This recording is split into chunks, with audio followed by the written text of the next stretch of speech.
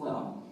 On behalf of our students, our teachers, and all who serve and support OCSD, we greet you and welcome you to today's State of the District Address, the Hard Reset. It is now my honor and privilege to introduce our great superintendent, Dr. Sean Foster.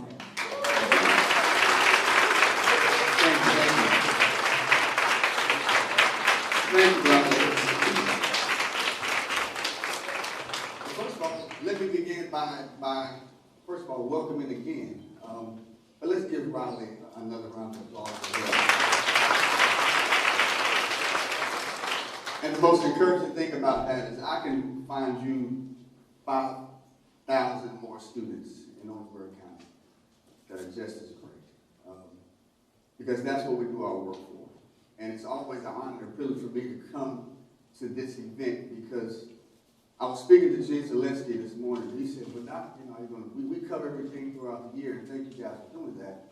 But is it going to be anything different? I said, there may be some new stuff, but it's sometimes great to make sure we're bringing the full picture together. Because as you do things in silos, people sometimes forget all the great work. But it gives me an opportunity as superintendent and our board and our administration to really reflect to see if we're making progress and we're doing what we said we're going to do. You probably heard me say a number of times, the key to communication is to ensure that you tell people what you're going to do, you update them on the progress, and you tell them when it's done. So in staying true to that theory, this is why we're here today. So I want to take an opportunity to just give some background on Orangeburg County. Our mission, and this is something we worked extremely hard community-wide and brought before our great board for them to finalize and approve. And this is our roadmap. This is why we do it. And it's simple. It isn't cute. You hear innovation things, it has to be real. It has to really be meaningful to the work that we do and what we need in this community. And it's simple. The mission of Orangeburg County School District, the Catalyst of Innovation, is to help students discover and develop their person, their purpose, and their passion. We want our students to understand who they are as a person. And then we want to make sure they can identify their God-given purpose. And once they're able to do that, we need to give them a platform to display the genius that exists within all of them.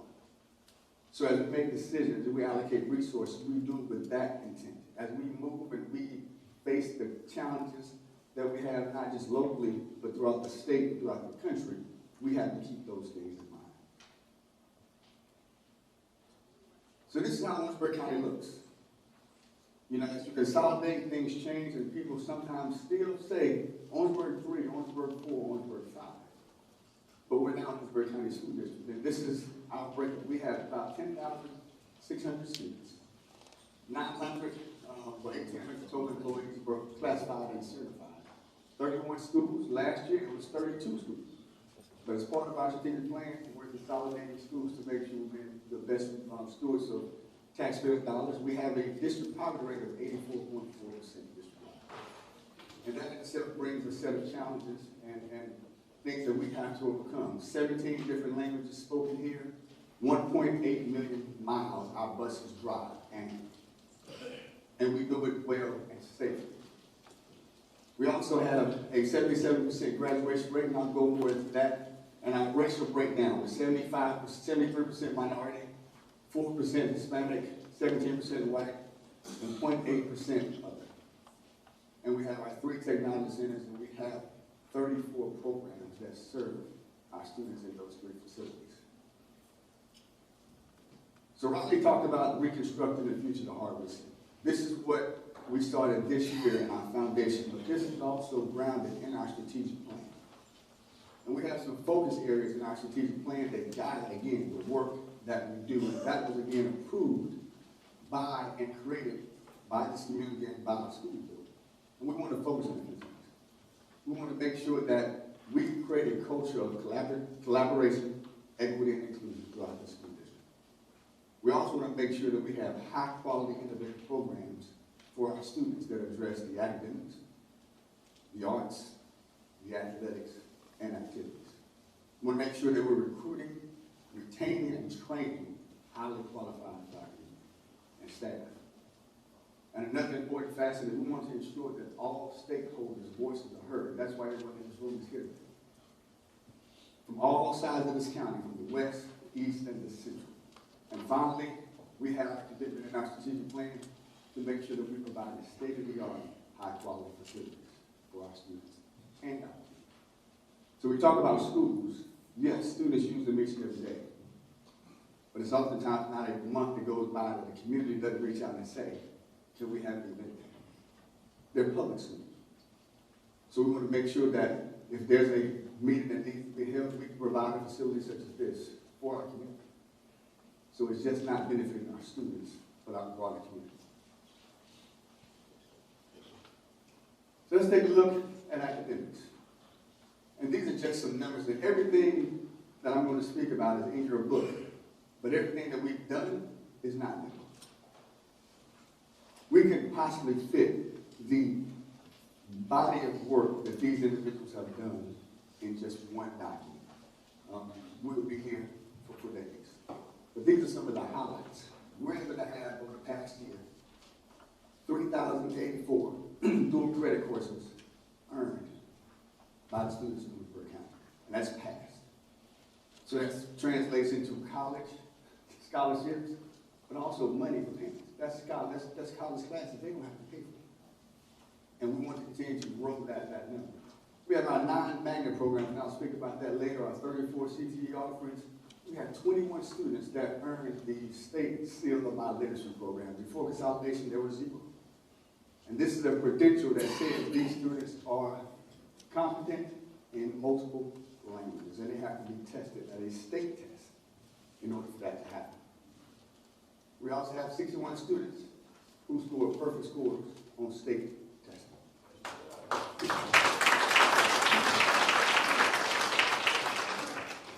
So just some key points. We have a purpose and an intent to celebrate our students who are doing well. Sometimes we put our focus on those who may make a poor decision and leave out those students who are doing the great things. So let's shift that mentality. Let's celebrate them just like we have pep rallies for our athletes. Let's have pep rallies for our students who are scoring touchdowns in the classroom. So we had our senior scholars banquet, the first one since COVID, and this is where we recognize the top 10% of students in this entire school district. We bring their families together and we celebrate them to hopefully show them that we appreciate their hard work, recognize their dedication, but also hopefully they'll inspire other students who want to be in that space as they walk across the stage as a senior. We also had our fall awards banquet. So I mentioned those 61 students who had perfect scores. So we're not going to wait till you get to the end to celebrate you. These students are middle school students, high school students who scored perfect scores on SU Ready, SU Pass, or the EOC test. So let's celebrate you along the way. And this is our second annual. We just had our second annual fall perfect scores banquet, and we'll continue to do that to recognize the greatness in our students. The hope initiative, guys. Last year was the first year we were the first school district, and only right now, us in Calhoun County, have partnered together with OCSD. I'm a firm believer that hope and love are the 2 greatest things you can give to a community to be successful. So Dr. Tobin and I got together, and we talked about what about the students who go through school and maybe not have made the best decisions.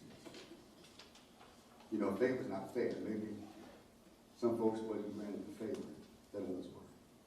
But when they walk across the stage, the light goes off and say, wow, what am I going to do? And when they find themselves in a situation where they don't have options or feel that they don't have options, they become hopeless. And the most dangerous individual is someone who's hopeless. So what we ensure here is that for our students that want to go and get well, you can go to any college you want to, or you can choose to go to OCSD. But for those who walk across the stage and then want to realize, I need something, I need a landing space, our Hope Initiative ensured that last year, every single graduating senior in Wilkesboro County School District was accepted to college.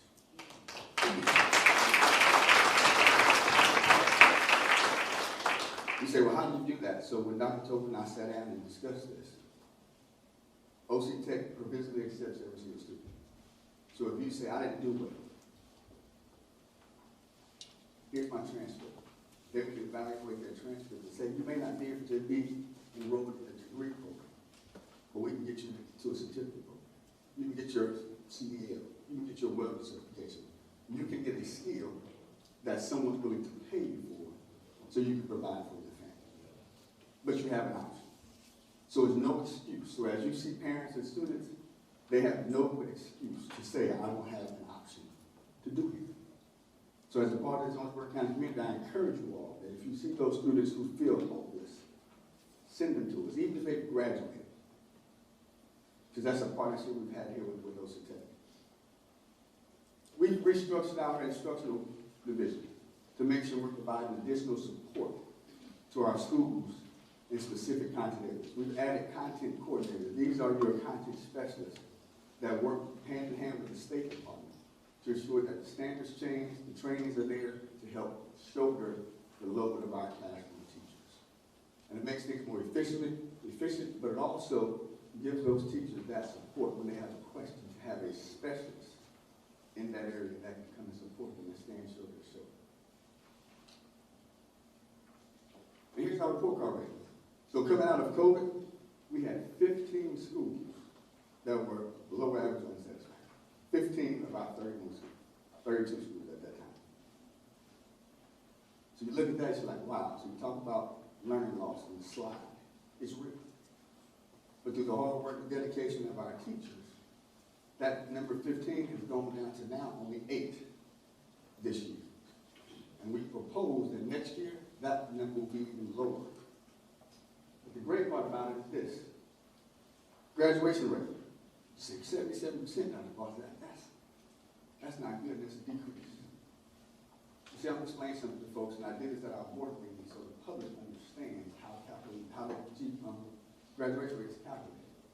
So the ceiling for graduation rates, ladies and gentlemen, is not 100%. Right now, if I ask Mr. Glover and Dr. Butler to stand up and say, what's the highest graduation rate you can get this coming year? Lakeland High School can only get 86%. If every single student who's eligible for a high school diploma walks across the stage, 86% is the highest.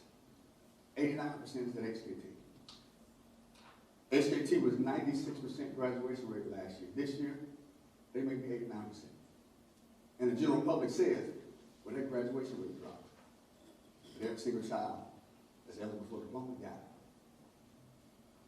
So therefore, we have to make sure, not we, I have to ensure that our community understands how these things are calculated. And that ceiling changes from year to year, depending on your cohort that's in that class. So when you see a decrease, in essence, you dig into the data, it's really not a decrease. The highest GPA that any of our schools can receive is at 95%. So moving forward to, this is where the rubber meets the road. You talk about progress. You look at our overall progress, 60% of our students in Owensboro County show progress compared to 51% in the state.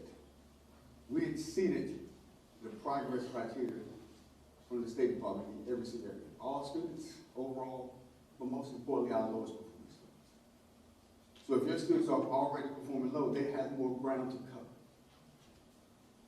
So that's a great sign to say, if we're going to catch you up, that we're covering the ground. And that's where we continually see the gradual progress in our student performance and our academic performance. But also look at climate. In 5 of the 6 years measured, we showed an increase in our climate surveys. So our teachers and our students are feeling better year over year, because climate and culture, to me, is the greatest indicator of academic achievement. If you put in place a culture where people feel welcome, students feel safe, learning will occur. But also, you look at our participation. Our students and our teachers are being more engaged. 98% of our teachers participated in the survey, compared to only 89% of the state. Another 91% of our students. But you expect in culture worlds, people are more comfortable sharing their thoughts and abilities. So those are things we hope will yield us a greater outcomes in the future.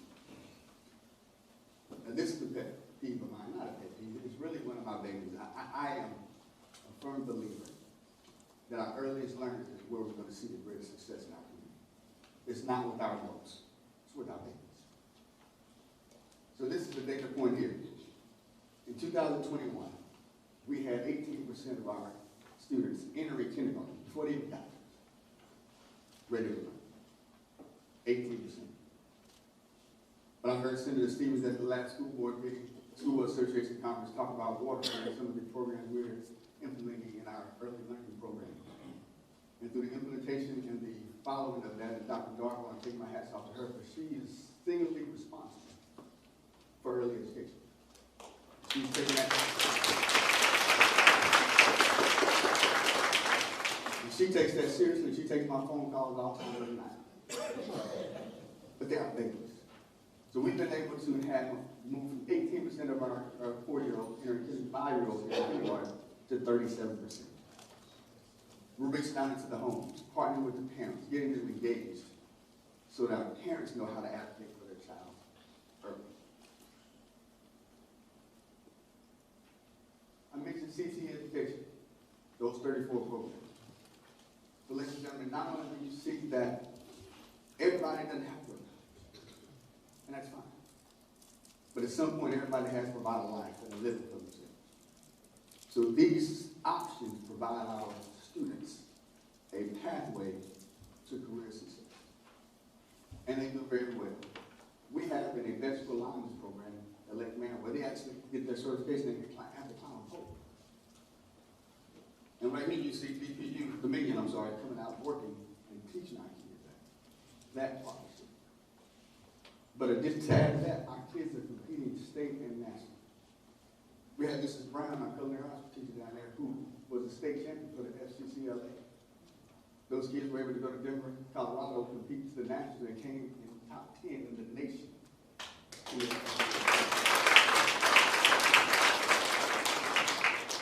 If I move you closer here, Mrs. Scoville in this building construction class. They're the 2-time state champion in ski. So our kids are having a real experience. But you see our Gator Salon.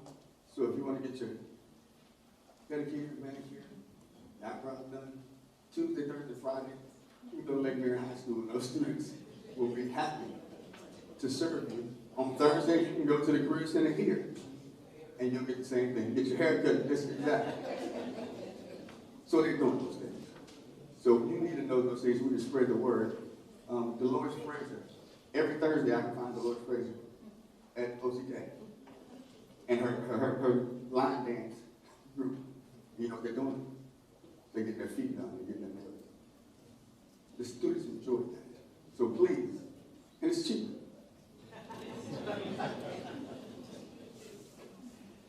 Gifted and talented. We spoke about our magnet programs, and we've expanded that from the 4 elementary into our middle school. And that was part of our 5-year strategic plan. We have our broadcasting journalism program, which is phenomenal. Our stage program, SAIL, and our STEAM magnet program. We provide these options to any student in the district, and we transport. So if they apply and get accepted, it's our responsibility to make sure we get them there. Because you don't have an option if you can't get there. We have to remove those barriers. Now, is it hard? Yes, because we're a small county.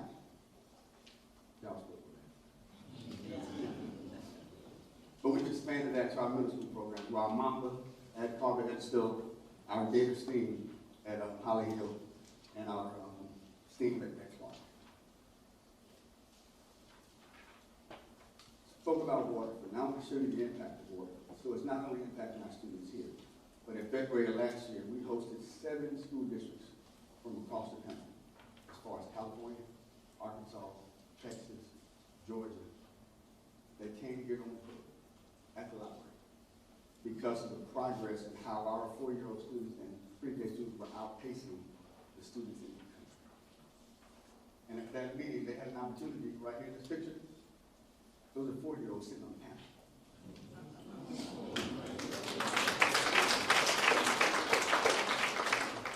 There they didn't get prescriptive questions because you know you can't give a 4-day prescriptive question. With 50 plus adults, and they were asking questions. And if you could have heard these young people speak about the program, it would have blown your mind. Now, when I talked to Dr. Dark about doing this, she said, "You sure you want to do that?" Simple, hey, work a shot. But out of the mouths of babes, you get the truth. So it wasn't about painting a picture, it was about ensuring that our students can speak on the experience that they're receiving. You see those students? Stand up, guys.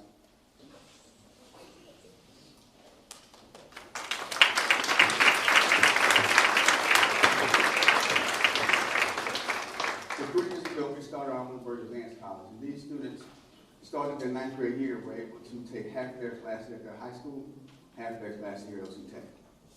Now, why do they get there? Because this year, all their classes are at OC Tech. They're college students. And these students will have the option, they will walk across the stage with a minimum of 1 associate's degree. Many of them will walk away with 2 and a high school.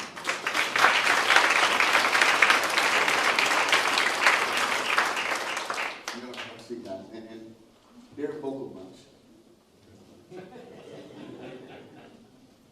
This is hot off the press. We haven't even released this yet. I got a letter from USDA. You know, a few years back, we were able to receive the largest USDA grant for a school district in the state's history. We just got another $800,000 to expand our digital services, telehealth services, and I see Mr. Bennett over there. We haven't had a chance to sit down and really talk about it, but we're going to be able to install state-of-the-art equipment throughout this district that will help with educational and telemedicine services for our community. So we look forward to putting that together. And this was made possible by Quinn Dancer. She single-handedly took this and wrote this grant. First time we went forward, and we fell just a little short, but she went back to it because it was needed.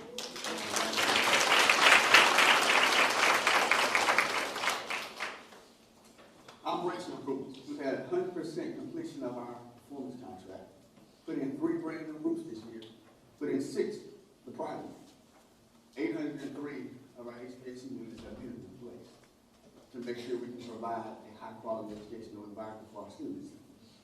We will get 20 electric buses. So 6 of them are already in Columbia.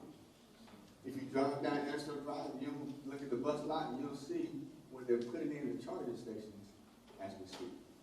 They were supposed to be here in January, but that's not going to happen. So my hope and my prayer is that when we start the school, at least in the fall, that those 20 electric buses will be picking up and dropping off our students. And we're started on 5 new AstroTurf fields for our student athletes.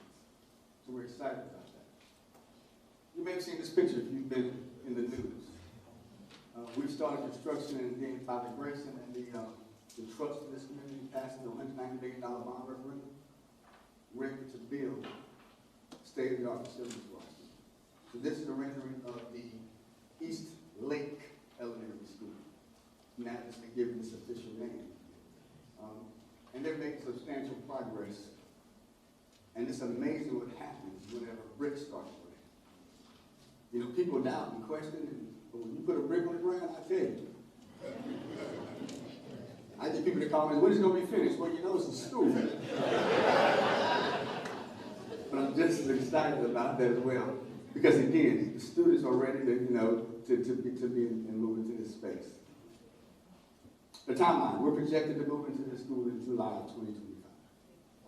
And this school will house Van, St. James, and Holly Hills elementary students. Again, consolidating resources, maximizing and being great schools for taxpayer dollars. William J. Clark, we drive down Boulevard Street. It's almost a building now. They may be in tomorrow because they're moving extremely fast. When I take my hat off to Mr. Deion Jackson back there with Contract Construction. They're the construction company that's building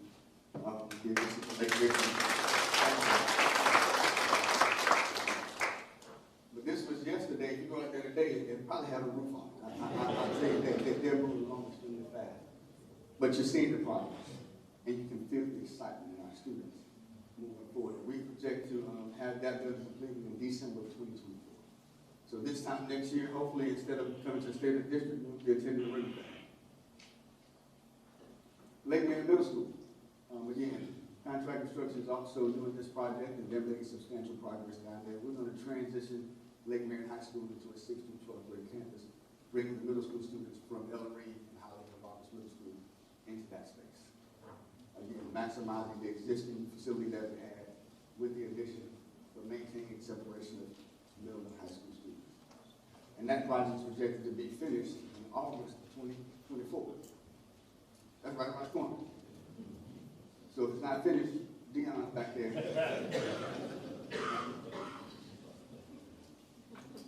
But now, hold on. This is the big one. We're narrowing in, and our plan is to have GMP presented to our school board meeting, so that we can break ground at the end of January, beginning of February for this project. So maybe you haven't had the opportunity to see the plans on what the OW will look like. So we took the time, and I want to recognize Alan Taylor back there from LS3P, our architect firm. We got together and he said, Doc, let's take the actual land that we're going to build it on, and let's put the building there so people can see it in its physical state. So that's what they did. So if you want to see exactly what the building will look like, not a picture, here's what it looks like.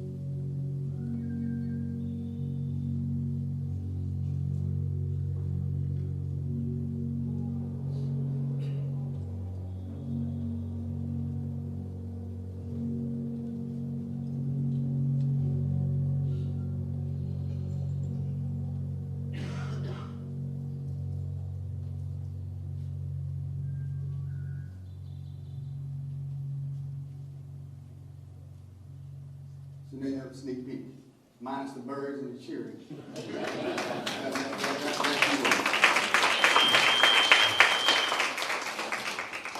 This project, again, as you see here, is projected to start at the end of January or February with the completion date of the summer of 2026. This is almost 300,000 square foot facility sitting on a 90-acre tract of land. We're talking about athletic field upgrades. Here's a few of that's been completed. We're currently working on Lake Marion and Bethune-Boatman, where we have just had the groundbreaking for Branchville that's also ready to start. So we would have completed those 5 with only awaiting the final 1/4 work on high school. I'm going to go back to this one as well because I missed some. See that track as well? So not only have we replaced athletic turf fields, we've upgraded every single high school track to a rubberized brand new track for our students to perform. They go hand in hand. It's about the overall experience that we need to provide to our students. And this is a good one. We put in new playgrounds at all of our existing elementary schools that were made. I see some folks shaking their head. You can tell they're elementary school teachers. They can tell you this is their savior and grace, so they can burn off energy. But a 4-year-old or elementary school child, you talk to them about school, they're very excited about it. Exactly. Recess is important. Recess and lunch. That was my 2 favorite subjects. So, but we need to make sure that it was equitable across the board, and they had that experience. It's about not just the high-quality education. I always say educational experience, because that means it exists in the classroom and outside. Facility maintenance. We've been able to paint 16 of our facilities completely inside and outside since we got here. Floor, 14. Significant roof replacements, but every single gym floor in this district has been resurfaced and repainted, and we coat those at the district's cost every single year. Every single gym floor. The Technology Center we just recently painted, it looks like a brand new building. drive past there, I drove past one day, looking for the building, I passed it. And we'll continue to do those upgrades to those facilities because our kids deserve those. And we also developed a facilities maintenance plan. Just like your house. Every 9 years, this will be done. And why do we do that? Not because it's about upkeep, it's also about financial planning. If I know I need to paint this number of buildings, I need to start budgeting for that 3 or 4 years out. So that I don't have to come back to the taxpayers and say, since these are going to raise taxes. Let's be good stewards and practical stewards of taxpayer dollars.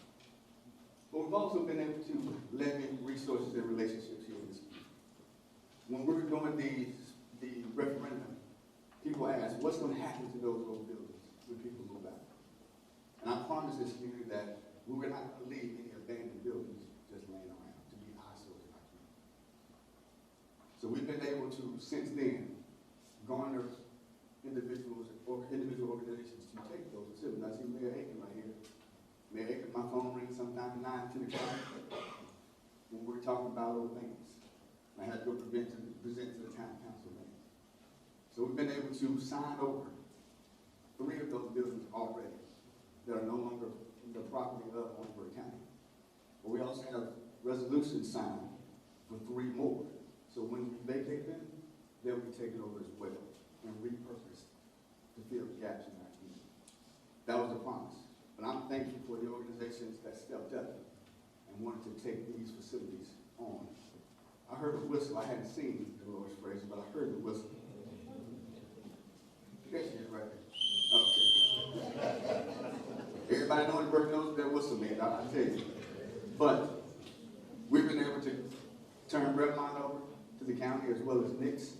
I see Representative Gomez and the Nix still to the group for that group to come together and repurpose those. So thank you guys so much for the partnership and the vision to come and work with the students from that. We'll continue to do so. We've expanded our breakfast grants here, but also resource officers. See the sheriff sitting here? Last year, we were able to get 6 additional resource officers free of charge through a grant that totally funds everything. Car, salary, gun. Do I pay for the bullets too, Sheriff? Not really. Okay, bullets too. Everything. So we were able to not only get it last year, but get it renewed. But also just Tuesday morning, I got an email that said we're getting an additional 2 resource officers that we can fund through the city. So Chief Austin and I got together, so we'll be putting SROs at Mellichamp and Sheridan. It is my goal that we have an SRO in every single building. We will be up to 18 SROs. I'm going to have more officers than Sheridan has. But it's about building that relationship. So thank you all for that. Student support services. This is where I'm big on this. This is where the other stuff that makes education possible. We talk about our scoreboards because athletics falls under our student services department. 90 elementary school students, and this is just in one event, receive brand new shoes, not including the other activities we host to ensure our students have the basic needs to be successful. 100% of our students have access to an athletic. So when Mr. Bennett came on board, met with Kathy Booker, I said, guys, we have to have athletic trainers because some schools never have it. They're the responsibility of the individual school. So I want to thank you all. They stepped up to the plate and said, what do we need to do? So we partnered, and now I just found out this day we have 5 of the 7 or 8 already hired. But as they were hiring athletic trainers, they made sure that other schools were covered through the football season until they get their own individual athletic trainer. And we had 2,212 students to participate in our match program. This helps them make decisions and just build them into well-rounded adults. January 30th, if you have nothing going on, please come by to our oratory competition. You'll be blown away. These students, our 4th and 5th graders, will compete for the district oratory championship. One of the best events, and you'll be moved So this year it will be at the Santee Convention Center. Last year and the year before, we had it here in the central part of Orangeburg. He said, Dr. Foster, why do you move it? Well, that's what we said in our strategic plan, that we'll have events in different parts of the county. So we'll then move it to the western part of the county, so everybody has equal access. But please come 6:30, and if you're here, I expect to see you there. That's your assignment, to support these young people, but you will not be underwhelmed. We were named a Amplified Empowered School District, and this is for the holistic approach that we provide and take to student learning. Faith, Arthur, and our guidance staff, I want to take my hat off to them, and through this designation, we're able to, again, partner with the hospital, and we did an activity at Edisville Elementary, a compassion project, teaching our kids compassion, making sure that we're not having students be college career ready, but they're also citizenship ready, teaching those core fundamental things about care. Who would have thought that we had to go back to teach compassion? But we do. Society has forced us to that space. So why not get ahead of what we know we need to do and start instilling that in our elementary school students? Mental health supports. Key point, we've provided non-evidence-based training and support services to our faculty and staff to increase awareness and knowledge of mental health, to include mindfulness, trauma-informed care, self-care, and seasonal affective disorder. That's for our staff. How do we train them to make sure they identify and respond for our students? Again, this is about having a well-rounded educational experience and support. Beyond the Bills program we have, just to get you to know, every single student is not a traditional student, and I'm not talking about an alternative student. We have students that are in unique situations. For instance, we have a female student who has a child that has to work during the day to support her family, because maybe their mother's disabled. But they still have to get an education in spite of the circumstance they're in. So our Beyond the Veil program runs in the evening times. And we help support those students so they can work in the morning and come to school. And so that they can get their high school diploma. And we customize their educational experience. And Keisha Lawrence does a phenomenal job of really being the second mother to these children.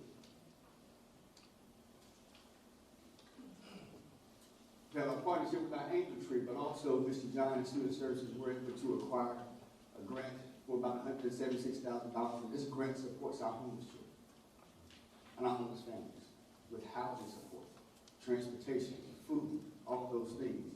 And people think about education, you oftentimes forget we do it all. We're a one-stop shop. It's just not in the classroom. Because if you know Maslow's hierarchy, we have to provide the basic needs in order for you to be able to move up that spectrum. Partnerships with our HBCUs here. So we partner obviously with OC Tech. We also have South Carolina State and Claflin, where we have a major partnership with, where we bring and take our students over there for their college previews and the President's Bus Tour. Just this year, we went to South Carolina State for the President's Bus Tour. Many of our students were accepted on the spot and given scholarships.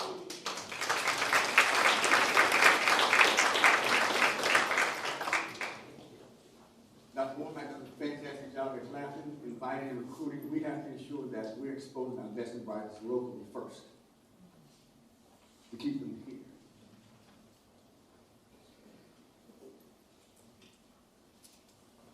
Finance. This is something you may be interested in. Gene grabbed this phone. As soon as I said finance, Gene, I saw you reach down to your phone. Well, good deal, guys. We've had the second year of a clean audit. Unmodified audit, no audit. We've also not raised taxes in the past 2 years. But I also want to take my hat off to the delegation.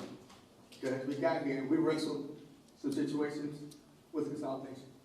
And with their support, we're able to come back, right the ship, and we're able to do this. And I promise them that once we ride it, it's right. And I won't come back, and I'll tell you, they all said, Representative Calvin Hunter, Russell, I'm not sensitive, but you better not come back and ask us for nothing else. So that's my intent, at least not for the next 2 to 3 times. But they were, and so that's the delegation that you have. They're supposed to come in, make sure that it's done well for education, but also hold individuals accountable that it's done right then. So thank you all for that support. We've also had 3 consecutive years where we're able to give employee retention bonuses.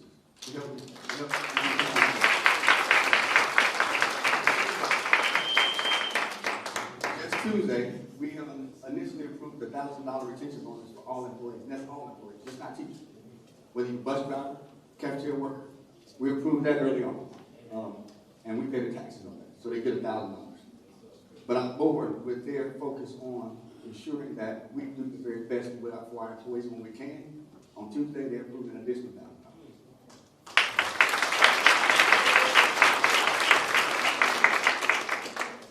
So on the 15th, our employees will open up their bank account, and it might be $2,000 more. And we're to also provide.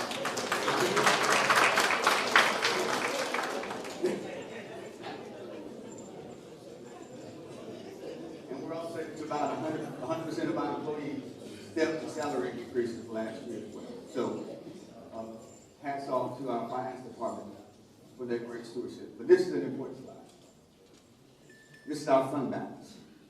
2019, when we recently consolidated, we had $17 billion. And again, I spoke about some of the challenges with consolidation, which is fine. So we had to go into our fund balance about $10 million to make the budget. That was our first year. We were on fiscal watch at the State Department, had a negative outlook on our bond rating, which all those things come with. But it's fine. But we're able to strategically work together and be great stewards. And once the delegation allowed us to set things where they were supposed to be, this is what we've been able to do. To write our employees, we've been able to reduce and make sure we level out the employee force with nobody losing their job for just attrition. But we've been able to grow our fund balance from $7 million to just last Tuesday's audit to $36 million.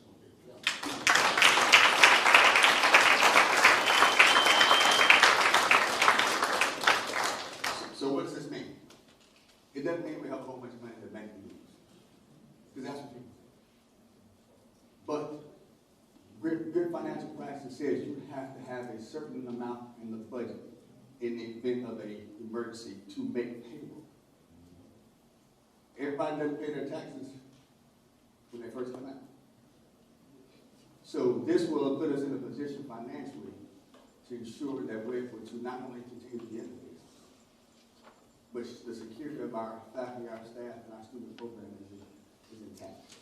But it also does this. We have a negative bond rating, a negative outlook on our bond rating because of the investment. We continue to work with our financial planners and work with Standards and Poor's and Moody's, which is our bond rating agencies. Now we have right here an A rating for both Standards and Poor's and Moody's, and you see here the negative outlook was removed from our students. So how does that translate to dollars here? Depending on what our outlook is, like your credit. You have bad credit, you pay higher interest rates. So right now, we're able to get premium interest rates for the first $90 million we issued of the bond referendum. We're able to get a 3% interest rate on that, when many districts were getting 4 and 5%. So it was important that we got this stuff straight before we issued any debt, so it didn't fall on the backs of the taxpayers. So that's what good financial stewardship has done, and we'll continue to do that.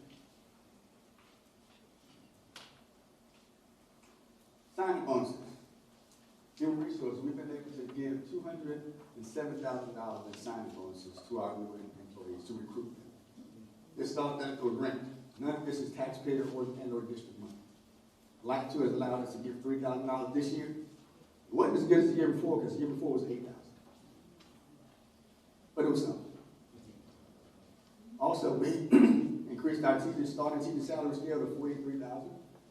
We have 100 national board certified teachers. We just found out yesterday that we have 4 more that just got their certification. But we also have about 90 teachers that are currently in the national board certification process that we're paying for. Through the district. I see one shaking their head over there now. We cover that. We do the mentoring, so we want to grow our teachers to be the best at their skill. and hopefully we'll continue to see more. So this is one of them that just got theirs the other day. Our growth program. We have Mr. Glover. Where's Mr. Glover? Is he over here? Yeah, to step out. Oh, there he is. Mr. Glover just had a teacher assistant who's been struggling to get their teacher certification, but through our growth program and the resources, she got certified in English. Passed the test. So again, we're trying to grow on and make sure that we can continue to combat the teacher shortages. But we do that through our recognition program. We have a rookie teacher of the year, employee of the month, every single month. We also, again, I mentioned our growth program, our NEO Academy that Dr. Taylor oversees, where we nurture our first-year teachers. NEO stands for New Employee to Orangeburg. We stand side by side, meet with them monthly to ensure that we're hearing from them and supporting them so that they stay. Our recharge program, this is where we have our season meeting. If you retired and said, listen, I got a burst of energy, you want to come back? We work with you to come back. And we've got a significant number of retired teachers that come out of retirement to work with our children. That's how we're closing that gap with the actual teacher shortage. We have our Leadership Academy that I had yesterday with our second cohort, the first meeting, and this is where we're taking teacher leaders and assistant principals and putting it into a leadership cohort, hopefully to grow them in leadership so we can have people to fill those gaps in leadership when people retire. I see a few, I have one of them right here, Ms. Audrey Gyra, and we spoke last night after the program. She said, well, I got a different perspective. We just started. And we have our professional development that's ran by Dr. Terry Floyd that we provide to all our employees on a consistent basis. Our Employee Appreciation Day. So last year, this was the first time we did this, we kind of painted the town orange. On a half day, it's important that we appreciate and show appreciation to our employees. So we had about 25 food trucks, DJs, a live band, blocked off downtown. Thank you, Sydney, for working with us. But we just wanted to show them that we appreciate it. So they all came down. We gave them a token of our appreciation. The token was worth $10. They go to a food truck and get something to eat. Listen to it, 15. But it's about coming together and creating that sense of family, but also supporting the local business communities and bringing folks to one. And we'll do it again this year. And this was also part of our strategic plan. Dr. Hampton and that group, we thank them for pulling this together. That was a substantial amount of work. Warriors, we just announced our first cohort of 30 teachers that will be going to get their master's free of charge. We talked about succession planning. So here's the theory behind this. We take a student that's already elementary certified that loves math or science, because we know those are hard areas to find teachers. So if you love math and science, but you're not certified in secondary math and science, you go get your certification in secondary math and science, it's easier for us to find elementary teachers. I can't find math teachers. So the only way to close that gap with math and science teachers is to grow your own. So they'll be able to get a free master's degree, get their certification, and then we're able to move them into one of those hard-to-fill areas and backfill with elementary certified folks. You already have the teacher certification, you already have the experience. Now we're going to put you in the subject area. And because you get your master's, you may move up on the salary scale. So it works well. But we also are able to offer again a $3,000 signing bonuses for all of our new employees. Communication. If you have the news, TND, or if you subscribe, you're going to find something about Orangeburg County School District every single day. That's our goal, is to make sure that you're not in the dark. We've had 96 press releases. That equates to about 1.5 press releases a day. We issued 7,600 new student devices. We continue to upgrade those to make sure we're staying abreast of the latest technology. Intercom system, 11 upgraded intercom systems. So now all of our schools have up-to-date intercom communication methods to and from the office. 48 service requests. These are requests that they submit. Schools will submit and say, listen, come cover this event. And we speak to our schools every single day, if that needs to work. We want to know what you're doing because they're doing some outstanding things so we can provide you coverage. We've also had 1,100 social media posts. Our convocation. Post-COVID, we had our first face-to-face convocation, and it was outstanding. And the reason for convocation is to bring us together, to have a sense of family, to energize us as we move into the new school year. We had Prince Ian, who's a world-renowned speaker, come and speak to us. But we also had the opportunity, well, I've had the opportunity to go and speak because of many of the things that we're doing in our school districts on the national stage. Had the opportunity to sit on the panel with the United States Department of Education about 2 months ago to talk about early learning and what we're doing here in Northborough. But also in IEC, and we've had some other individuals here that have sat on panels nationally. I know that Dr. Darby went with me to Utah to speak. Dr. McMichael over there, who doesn't like to speak, but needs to speak every time she's led some stuff at the state board. We have people all over that are going out presenting and being requested. What do you guys do here? Partnership, Boeing, MUSC, Nissan. Marcus Johnson, the owner of Nissan, and now with shout out to him, he's a huge supporter. Not only with our teacher here, but our billboards. He supports and pays for all of that because he's an advocate for public education. But he was also awarded the School Board Association Community Supporter of the Year for the entire state. Great support for public education. We partnered with Boeing and Frank Haddon to make sure that our students are going on site to Boeing, but also we're in the running for maybe to be the first national program where Boeing has a pipeline for our students to train them while they're in our technology centers and employ them directly out of high school. So we're waiting on that to come too, and I'm optimistic that we're to do that. We've had our visit. Dr. Brunson was able to attend that visit with the representatives from Boeing. And I'm not talking about Boeing from Charleston. I'm talking about Boeing from Seattle, Washington. Those are the individuals who flew here to look at our program. Our arts magazine, you have that in front of you. That's our first issue. That's part of our strategic plan. We want to promote our arts. Every student is not the best academically, but some of them are really great in fine arts. And we want to make sure they have a platform so we can show what they're doing. Telling our story. On the back of your booklet, there's a QR code, and you have to do it now, not scan that code and subscribe. But here's some of the media outlets that we use to communicate with our community. Hi there, incredible Orangeburg County School District community. We told you that we'll be taking things on the road.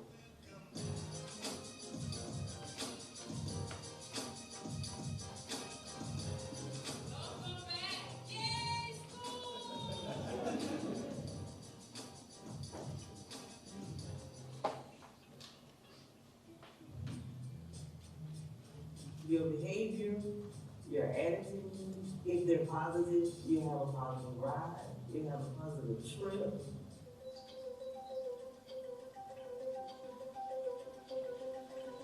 I'm able to impact and influence the kids, and then a lot of times just the kids kind of help me get through the day. It is going to be a standard that all coaches that coach here at North Middle High School have their teams registered for the NCAA clearinghouse. Just kind of a kickoff in order to get the kids excited about what's going on the rest of the year.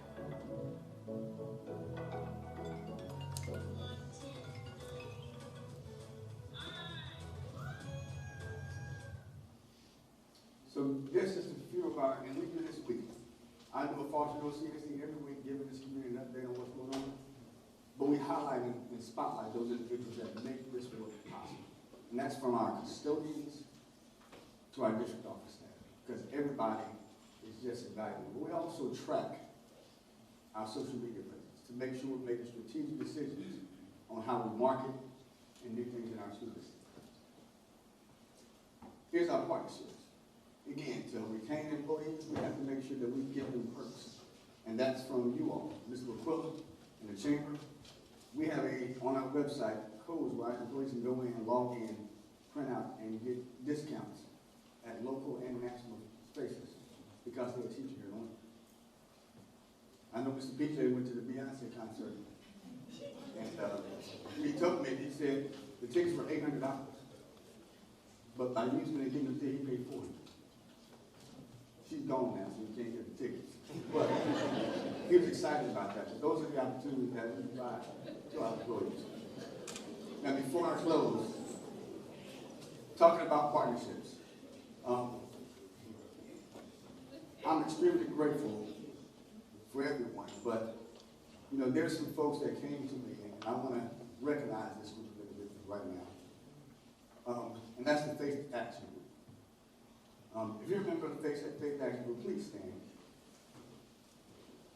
Dr. Johnson, Reverend Anderson, Reverend Goodman, Reverend Brown,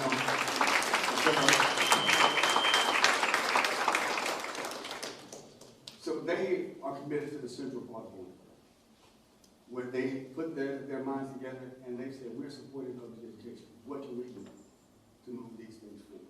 So thank you guys for your commitment. But I also think you may not be part of that Faith Action Group. You have individuals in different parts of the county. Reverend Hampton, stand for me if you can. He's in the eastern part of the county. Reverend Hampton is a huge supporter. But I'm moving to the west. I see Reverend Waymeyer is Reverend Lee and Reverend Lee with 3 crosses. This is truly, honestly, my support. I know we're not supposed to mix church and state, but sometimes I don't get those things. But let me tell you, I need it. So I thank them for their support. So this is something, and Reverend Anderson called me one day and said, okay, what can we do? We need to have something to start that practice. And we spoke on the phone. I said, well, I always say, all that I believe in is higher education. And people will tell me, but Dr. Foster, everybody's not going to college. And I'll say, that's not what I'm saying. Higher education is higher education, whether you spell it H-I-R-E or H-I-G-H-U. And Reverend Anderson, we kept talking, and it dawned on me that there's a different higher education that we're missing. And that's the spiritual higher education. So in this logo here, we discussed it. And progress in higher education, whether it's in employment, whether it's in college, or whether it's in community or the church, it's higher education. So that's how we have to build this community and this educational institution around. So I'm going to give you a glimpse of a short interview. But when you go on the QR code, you can see the full interview, because you can't take pastors and give them a short period of time. So I have to cut it down. But if you want to take the full sermon, please take an opportunity to go ahead and see it. But thank you all for your support.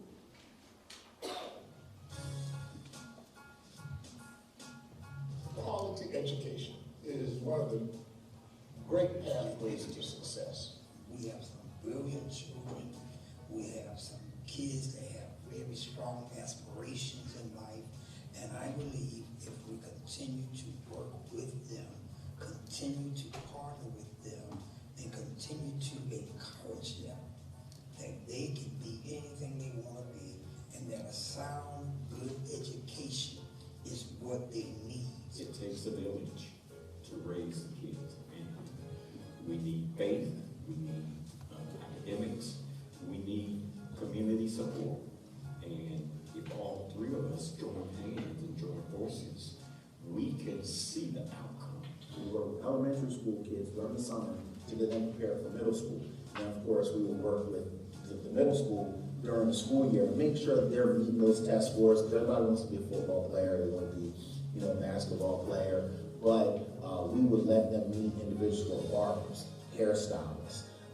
They met, of course, people who are pastors, police officers, chefs, you name it. So they can really see the entire gamut of what's available to them as young people. It's just we need to be involved for the good that comes out of it, because what you learn and what you know, no one can ever take it away from you, and it can open so many doors for you. We donated $10,000 worth of bicycles and gave kids from the district who were needing bicycles for Christmas. That was exciting. The ultimate goal would be to transform a culture. Our thing is that we just want transformation, but we want positive transformation, where we can see the benefits and rewards of a transformed community, not just for the sake of change, but change for the sake of developing healthy people.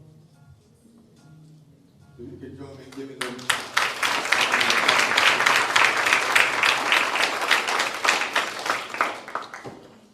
So as I close, here's an initiative we're about to roll out here in Orangeburg County. And I invite anybody, whether you're a church, a business owner, to join us. I'm a firm believer that we have heroes in our schools every single day. So what you're going to see starting next semester in Orangeburg County, if you drive past any school or any of our facilities, you will see this sign hanging out front that says Heroes Working.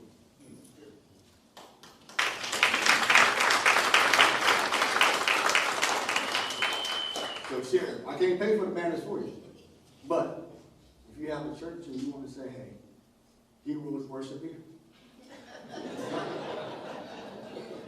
If you're on a business, you can say Heroes shop here. But it's my hope that when people come to Orangeburg, as they drive past, all they see is a representation of the heroes that's in this community. And as education, we should be the first to start that initiative. So I welcome you all to join us in that initiative. Again, you can't pay for the banner, but the initiative is there.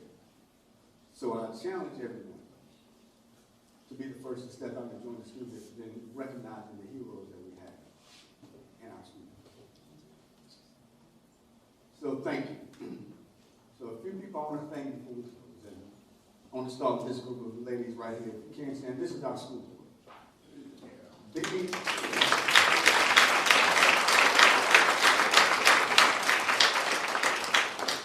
Being a school board member is not an easy role. Never been one.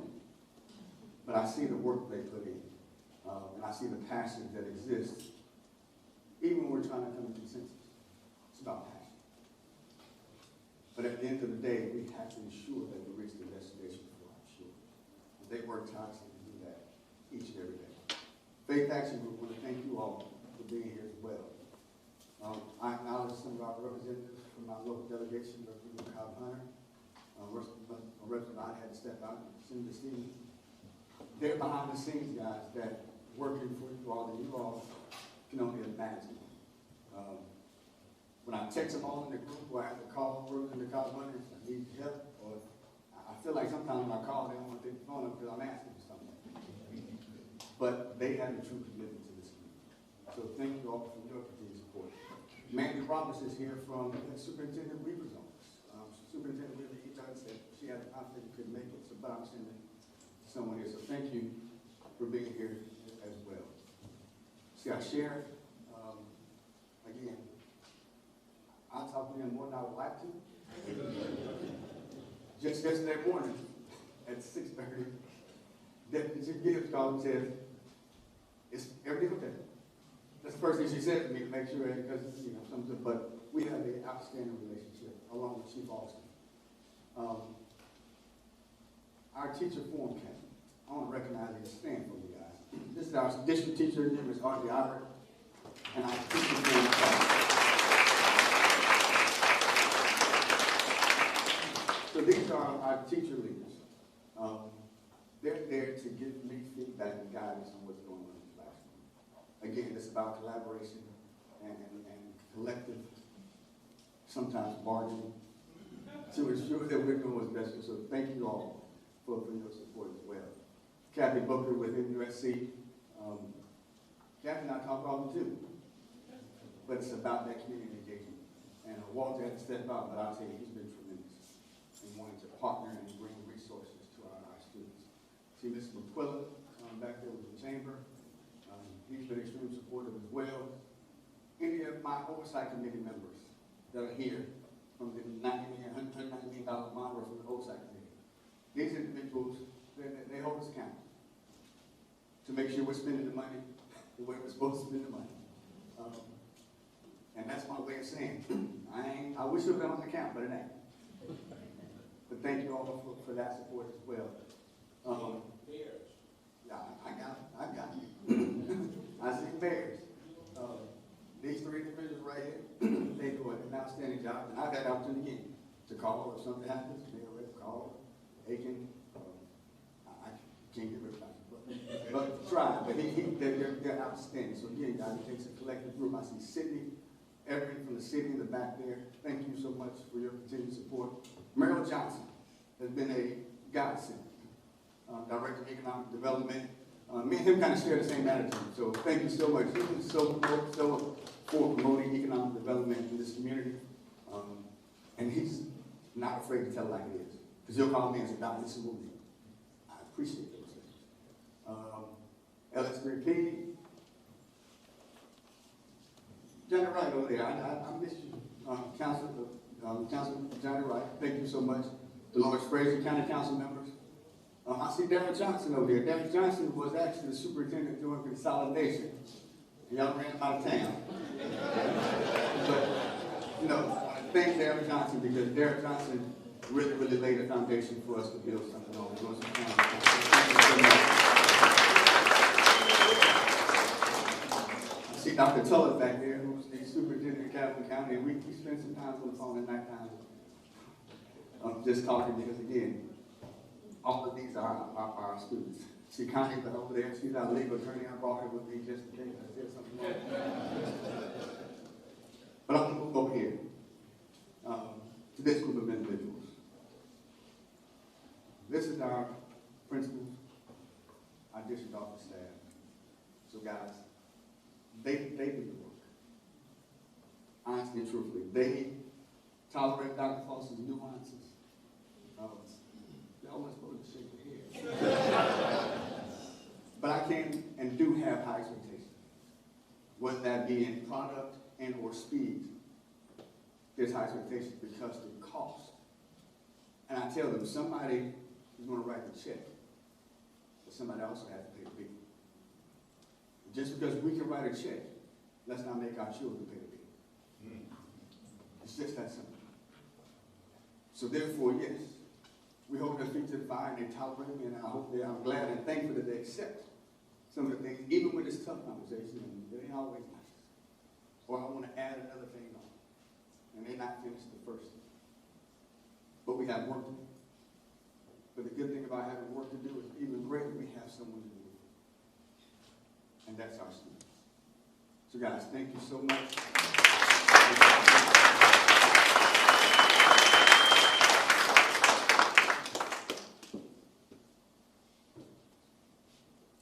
So, you know, things change. Some of you, we just whispered right here. He said, Dr. Foster, I was wondering if I could be closer.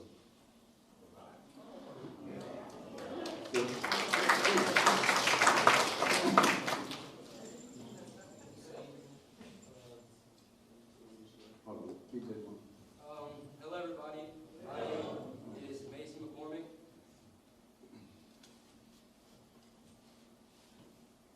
Hi, Mason McCormick. I go to Branchville High School, and this wasn't planned, but I just kind of felt inclined to pray for y'all. If y'all would pray with me, I wanted to ask you all to bow your heads and join me in prayer. Dear Father, I want to thank you for an amazing day. I want to thank you for all of these people that took time from their day to come together. They all care about this district and this community, Lord. I thank you for all the many blessings that you have given to this community in this district. And I pray that you would continue to bless it.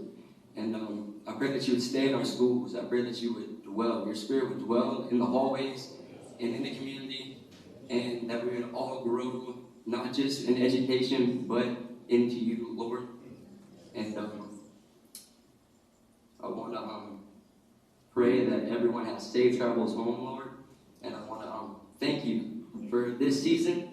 It is fun to have the Christmas season and enjoy all the festivities, but I pray that we would all just remember the real reason for the season and your amazing blessing of sending your Son, Lord, so that we all may live in eternity with you. In your name we pray. All God's children said, Amen.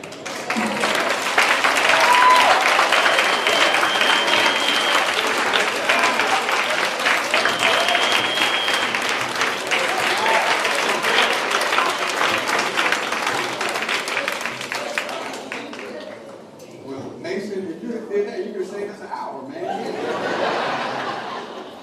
But listen, guys. So, thank you again. We will have, and you're all invited out if you have the time, we're going to drive down to our technology center. So we're going to have a ribbon cutting for our esports lab. This is an amazing, innovative opportunity we're providing for our children. Come see it. It's like no other state or this country. So if you have interest, please stop by and see our